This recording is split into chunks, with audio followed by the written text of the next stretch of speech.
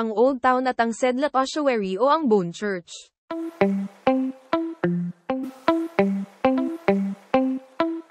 Dance!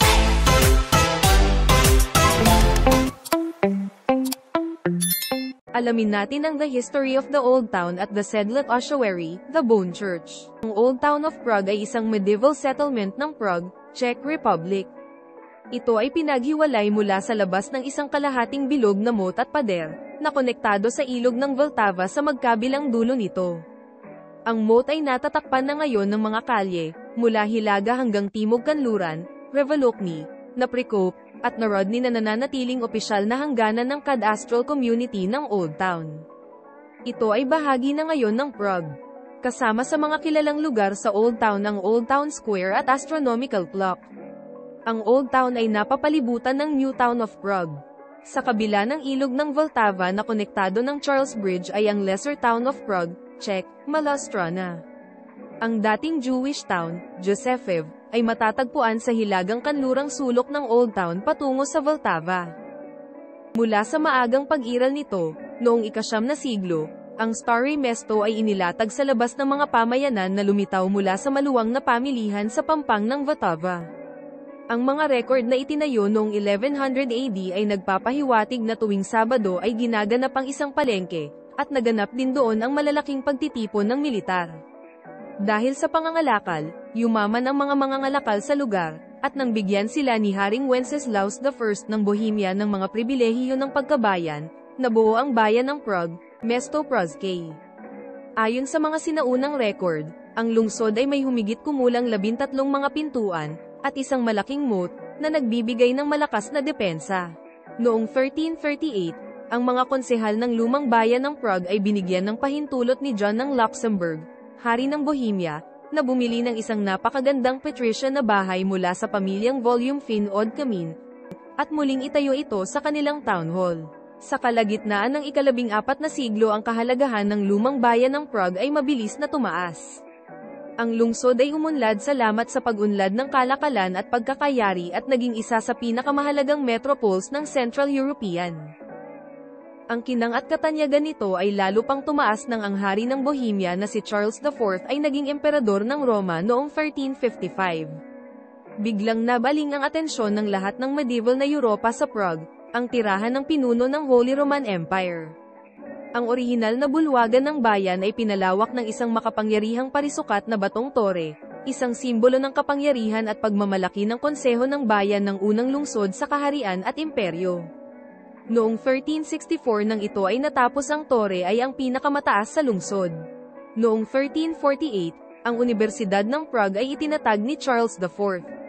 Mula noong huling bahagi ng ika-14 na siglo ang pangunahing upuan nito ay nasa Carolinum na matatagpuan sa Old Town of Prague. Noong 1357, sinimulan ni Charles IV ang pagtatayo ng bagong tulay sa ibabaw ng ilog ng Vltava na nag-uugnay sa lumang bayan sa Lesser Town ng Prague.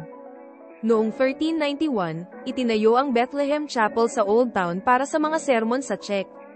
Ang kapilya ay may mahalagang papel sa Bohemian Reformation at kilusang Hussite.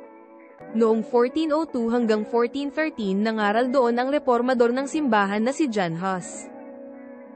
Noong 1689, isang malaking sunog, tinatawag na French Fire, ang napinsala sa malaking bahagi ng Old Town, kabilang ang Jewish Town.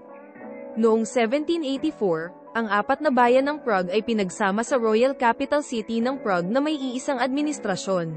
Isa sa mga sikat sa Old Town ay ang Astronomical Clock. Napakaganda ng orasan ng Old Town Hall Tower ng Prague kaya sulit na bigyang pansin ang bawat isa sa mga bahagi na bumubuo sa istruktura nito ay ang gumagalaw na mga figure ng medieval na orasan ng Prague. Ang 4 na figure na nakapalibot sa orasan ay 4 na alegorya na kumakatawan sa vanity, isang lalaking may hawak na salamin, kasakiman, isang negosyante na may isang bag ng pera, kamatayan, isang kalansay na may isang orasa, at pagmamalabis, isang Turk na prinsipe na naglalaro ng mandolin. Kapag umabot na ang orasan sa oras na nagsimula na silang sumayaw, ang walang kabuluhang tao ay tumitingin sa salamin, ang taong sakim ay ginagalaw ang kanyang bag, ang kalansay ay niyuyugyog ang orasan na nagpapahiwatig ng oras at ang maluhon na lalaki ay gumagalaw ang kanyang ulo. Samantala, daan-daang turista ang nabighani sa Old Town Square sa Prague. Nangyayari ang buong palabas na ito kasabay ng prosesyon ng mga apostol, kung saan bumukas ang mga bintana at isa-isang nakikita ang mga figura. Sa kaliwang bintana, makikita si Saint Paul kasama ang kanyang espada at isang libro, na sinusundan ng Saint Thomas, Saint Jude Tadeo, San Simon, Santo Bartholomew at Saint Barnaby. Habang nasa kanang bintana, makikita natin si San Pedro kasama ang kanyang mga susi sa kaharian ng langit, kasunod sina Saint Matthias, San Juan, San Andres at Saint James. At nang tuluyang magsara ang mga bintana, tumilaok ang tandang, na sinundan ng pagtunog ng mga kampana, upang ipahayag ang pagtatapos ng palabas.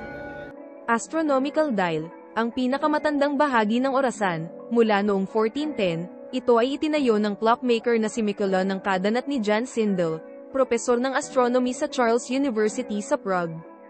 Ang dial ay isang anyo ng astrolabe, kung saan madali mong makikita, sa loob ng itim na bilog, ang mga palatandaan ng zodiac, na napakahalaga sa Prague noong ika-15 siglo, bilang karagdagan sa mga icon na kumakatawan sa araw at buwan. Sa orasan maaari mo ring makita ang aurora o madaling araw, sa kaliwa, at paglubog ng araw, sa kanan, habang ang mga gintong numero sa asul na bilog ay kumakatawan sa mga oras ng araw. Tingnan ang chart na ito, para mas maunawaan. Pag-usapan natin ng maikli ang tungkol sa Bone Church sa Prague. Pero bago yun, gusto ko lang ipaalam na malayo ang simbahang ito sa city. Isang oras kaming naglakbay para makarating dito at isa pa bawal ang camera na kumuha ng litrato o video sa loob ng simbahan, pero alam mo naman na kami ay Filipino very stubborn, kaya palihim naming kinukunan ang simbahan. Ang Sedlec Ossuary na matatagpuan sa ilalim ng Cemetery Church of All Saints, Czech, Urbatovny Kostel Visech Zbotic, bahagi ng dating Sedlec Abbey sa Sedlec, isang suburb ng Kuta Ora sa Czech Republic. Ang ossuary ay tinatayang naglalaman ng mga kalansay ng pagitan ng 40,000 at 70,000 katao. Ang mga labi ng kalansay na ngayon ay nakaimbak sa lower chapel ng ossuary ay nagmula sa mga hinukay na libingan mula sa malaking sementeryo na matatagpuan sa lupain ng monasteryo ng Sedlec. Ito ang mga skeletal remains ng medieval na mga naninirahan mula sa Kuta Ora at sa paligid nito. Noong 1318, isang taggutom ang tumama sa Kuta Ora, kung saan umaabot sa 20,000 naninirahan sa bayan ang namamatay. Pagkaraan ng 30 taon, higit pang 30,000 naninirahan ang namatay dahil sa salot. Sa simula ng ika-15 siglo isa pang humigit kumulang 10,000 tao ang namatay dahil sa mga digmaang Hussite sa paligid ng Kuta Ora. Kasama ang iba pang mga naninirahan sa Kuta Ora, ang lahat ng mga taong ito ay inilibing sa sementeryo ng Sedlec. Gayunpaman, nang umabot sa 3.5 hektarya ang lugar ng sementeryo, wala nang puwang para palawakin. Ang mga lumang libingan ay hinukay at ang mga labi ay maluwag na inilagay sa paligid ng perimeter ng pader ng lower chapel, ibig sabihin, sa loob at labas.